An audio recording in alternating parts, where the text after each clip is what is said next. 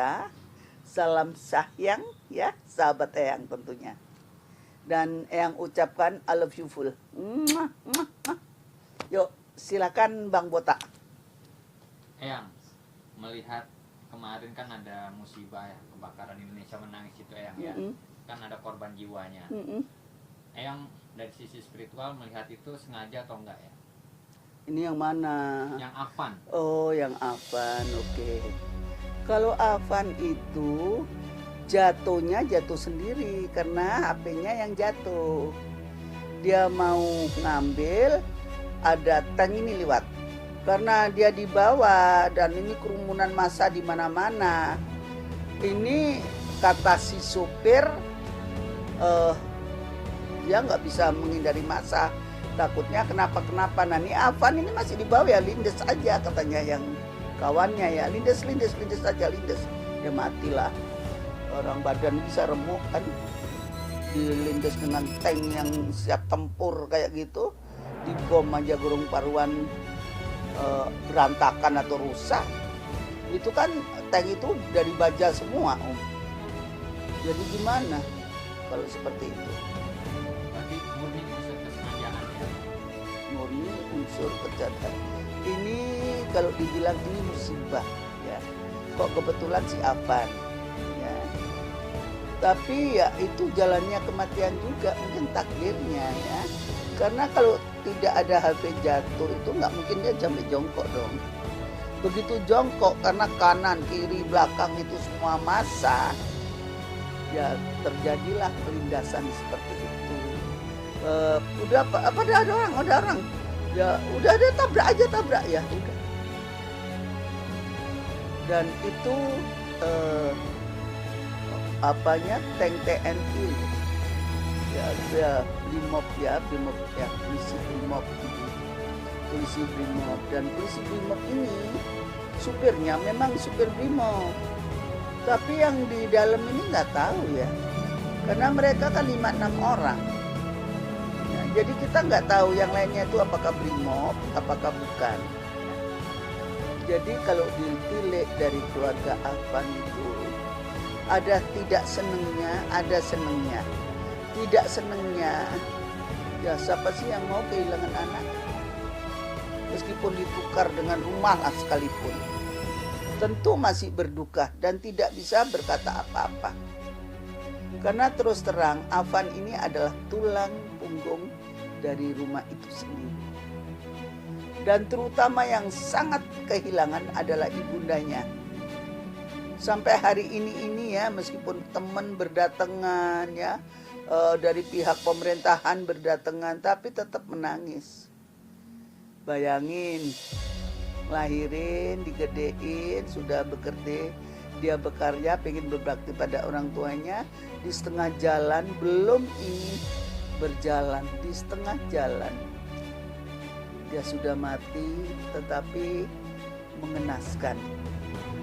Tetapi bagi kita para demonstrans, dia adalah seorang pahlawan ya. Dan dikenang itu seluruh Indonesia. Ojek ojol Afan, namanya melambung tinggi. Karena dia berkorban demi bangsa Indonesia. Tapi kalau ada yang dorong sengaja tidak ya, biar jangan semerawut ya, karena kan ada CCTV juga ya, ada yang ngupload sebelumnya, jadi itu adalah bukti nyata. Jadi jangan diperbesar, jangan ini takdir ya Ibu, keluarga Mas Afan, Eyang Rate juga ikut berduka cita ya, yang sedalam-dalamnya. Karena Mas Afan ini kita anggap sebagai pahlawan tanpa jasa ya. Karena kenapa? Kalau dibilang tanpa jasa, dia bukan siapa-siapa, hanya seorang ojol, tapi perjuangannya itu yang diakui oleh nasional maupun internasional. Sebab berita ini sudah ke negara-negara lain, sudah booming, sangat booming. Dan sekarang kalau kita mau melihat dengan kacamata, kalau bangganya, wah begitu ramai orang datang ke rumahnya Ibu saat sekarang. banyak teman-teman Afan yang mengucapkan bela sungkawa, ikut berduka ini, bahkan sumbangan berdatangan dari mana-mana. Tetapi siapa sih yang mau kehilangan anak? Gak ada, hanya orang gila mungkin ya, mengorbankan anak terus dapat kayak masang tumbal aja. Ini dia Afan adalah tulang punggung. Jadi ini yang digadang-gadang sama orang tuanya. Tetapi dengan taktis. Kalau aku bilang, sekarang sumbangan ini bertubi-tubi, tolong bentukkan aja sumbangan deposito.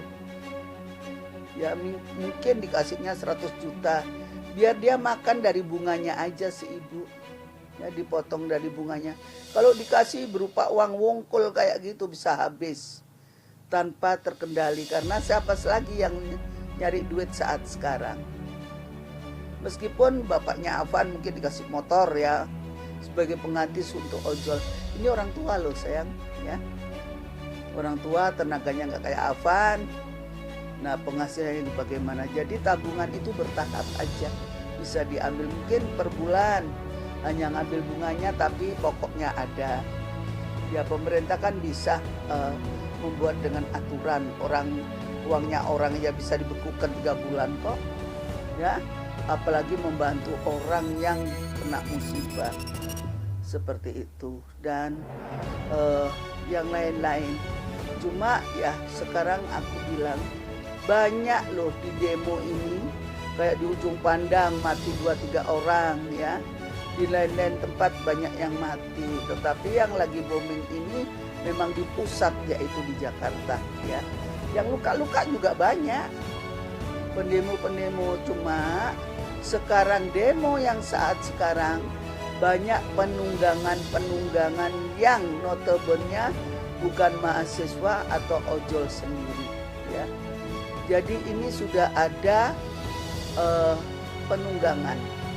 Makanya berjuta-juta massa yang nggak bisa dihitung ya dengan jari. Tetapi ada drone itu yang dari udara itu bisa mendeteksi.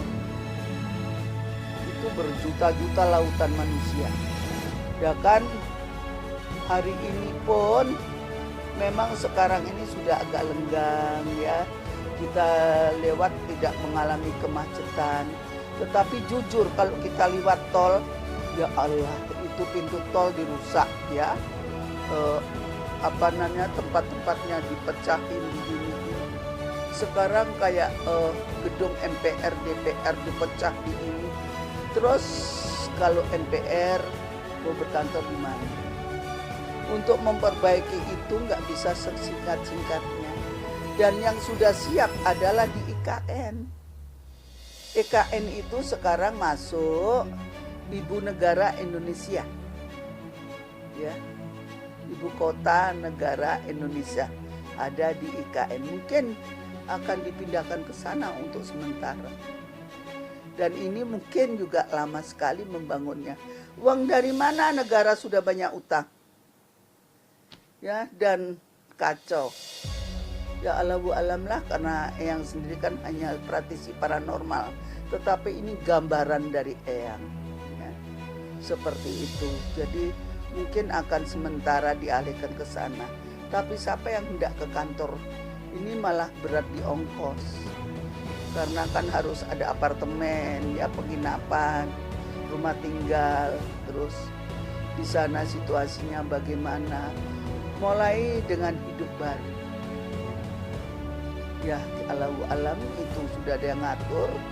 Cuma kalau bayangan Eyang boleh berkata, ya semacam itu yang akan terjadi. Umpama akhir tahun apakah akan dipindahkan atau awal tahun bakal dipindahkan ke sana? Sekarang itu IKN sudah ibu kota loh. Ya, Indonesia ibu kotanya adalah di IKN itu. Ya, negara Nusantara. Mengalihkan itu ya? Ya harus dialihkan, mau bertugas di mana? Berarti akan terjadi kehidupan massal seperti yang Nah ini kan masih digodok Mas ya. Om, ini delegasi dengan mahasiswa. Mereka berunding, kecilnya 1 minggu, besarnya mungkin 1 bulan, untuk memberikan apa yang jadi unek-unek daripada para demonstran sendiri. Kebijakan-kebijakan apa yang akan diberikan kepada anak bangsa. Seperti sekarang ini, jangan sobek pusakaku, yaitu Sang Merah Putih. Karena bagaimanapun Indonesia ini untuk ranking olahraga, matematika, anak kecil yang ini sudah membooming membawa nama Indonesia, kok justru orang Indonesianya sendiri seperti ini, apa nggak malu ya?